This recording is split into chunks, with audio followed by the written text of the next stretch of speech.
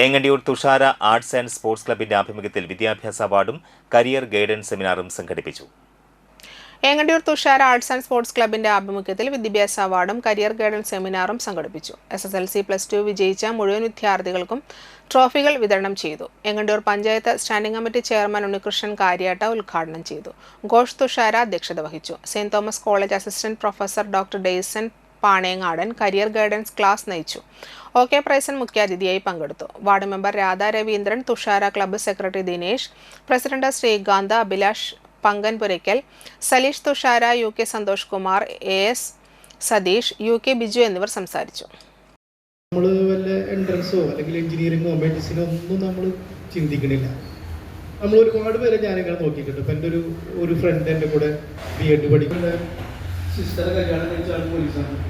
പിന്നെ ഇവൻ്റെ ഒരു ജലീലിക്ക പോലീസാണ്. അപ്പോൾ പഠിക്കുന്ന കാലം തൊട്ടേ ഇതന്നെയാണ് മനസ്സിൽ.